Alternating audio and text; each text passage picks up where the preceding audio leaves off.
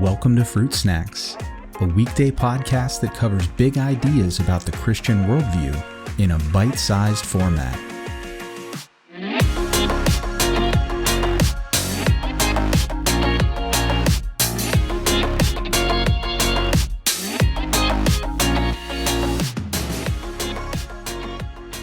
Hey everyone, today we are continuing the conversation about spiritual evil, and we're looking specifically at the topic of demons. Now, if you listened to yesterday's episode, we talked a little bit about what demons can and can't do, biblically speaking, because there's quite a lot of misinformation and Hollywooding out there that just has painted a very unrealistic picture of not only what demons can do, but what their goals even are. And we talked about how generally their goal is to undo and attack the creation order, to undo what God made and called good. And they do that by attacking people and by taking them out of fellowship with God. So I want to, again, focus on demons and what we can affirm biblically, plus what we can know about them and how the Jews thought about demons in both the Old Testament and the New Testament, because there's some interesting facts and tidbits there as well. So as far as the Bible goes, just what we can get out of the Bible, we do see that demons are focused on individuals. Whenever we see demonic activity in the Bible, we see that it is an individual person that is either possessed or oppressed by a demon or demons. We see this in Matthew 8, in Matthew 12, in Matthew 15, in Matthew 17, in Mark 7, and in Luke 4.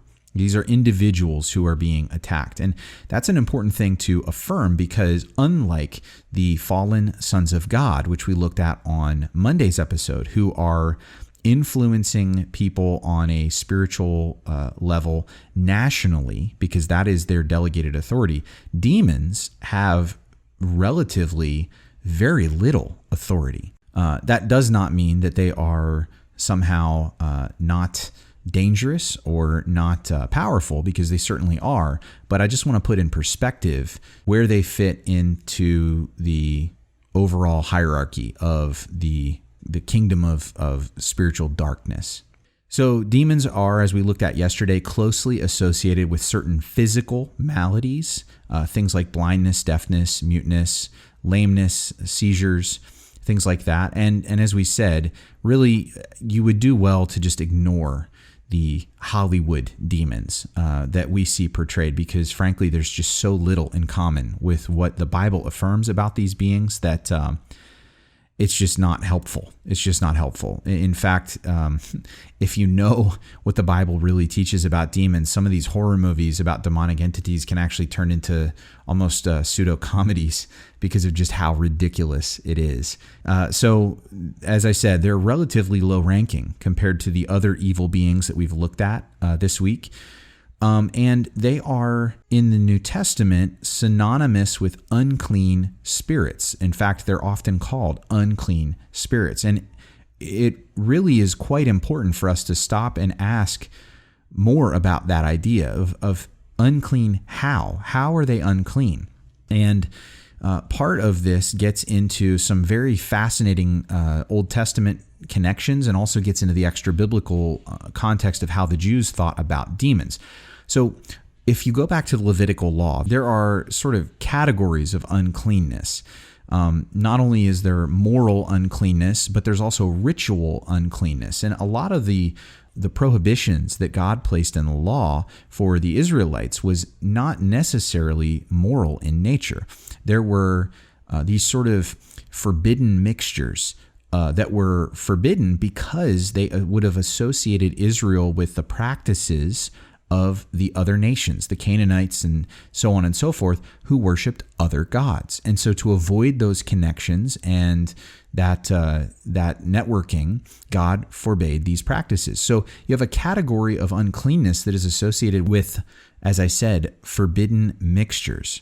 So I want you to keep that in mind, because when it comes to spiritual beings and humans, is there anywhere in the Bible where you can think of a time where there was a forbidden mixture between the spiritual realm and the human realm? Well, if you guessed Genesis 6 and the sons of God going into the daughters of men and producing the Nephilim, I think you'd be right. That is the kind of forbidden mixture that the Jews associated with demons. So I want to draw this out a little bit more. Demons are associated with the Nephilim from Genesis 6.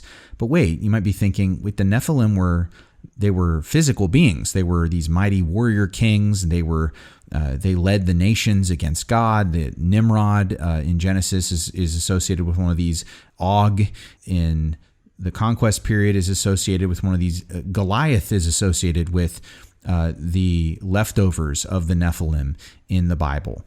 And these were physical beings. They're not spiritual. Well, you're right in a sense. But remember, if they were the offspring of this sort of mixture, this hybrid of spiritual beings and humans, there's an interesting association in the Old Testament where you start to get this crossover. So in the conquest narratives, when Joshua and the people go in to wipe out the Canaanites, they target specific groups of Canaanites and they pass over others.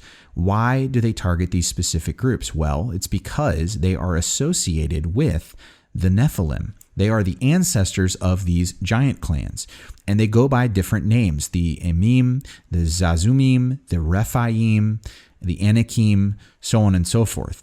Well, the Rephaim, which is one of the names in the Old Testament for these giant clans, the same word, Rephaim, is translated shades in Isaiah 14:9 and in Isaiah 26:14. These are beings in Sheol who are basically there in the pit with the devil. So follow the thinking here. The Rephaim are now in Isaiah, they are dead Nephilim, dead giants who, as a byproduct of what they are, they're not fully human. And so they go into the pit. There is no salvation for them. They were an abomination, an aberrant line of creation that God wiped out because he did not create them. And so they now are in Sheol, in the realm of the dead. Rightly, they belong to Satan. And so these shades in Isaiah are now sort of these spiritual beings in the afterlife who don't rightly have a place anywhere else. And so now we're crossing over into sort of the extra biblical thought. But in Jesus's day, demons specifically were considered by the Jews and by many in that realm to be the spirits of dead Nephilim.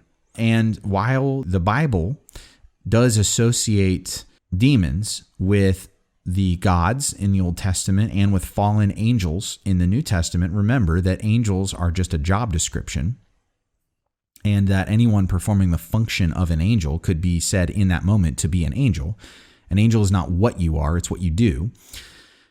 That there are ways that we can sort of accommodate both of those phrases within this view. And so, if nothing else, it's a very fascinating idea to think about that demons may be the disembodied spirits of these dead Nephilim, these dead hybrid creatures from the Old Testament, way back in Genesis. And in any case, speculation aside, I do want you to know that regardless of where they come from, whether they're fallen spiritual heavenly beings or the spirits of dead Nephilim, with any spiritual being, even Satan himself, the devil, the New Testament affirms that we have the ability to stand firm against any spiritual darkness because of who we are in Christ. So I hope this overview this week helps you with regard to understanding spiritual beings along with last week, and to just give us a broader overview of what the Bible actually teaches and says about these spiritual beings. Hope you'll join me next week for more Fruit Snacks.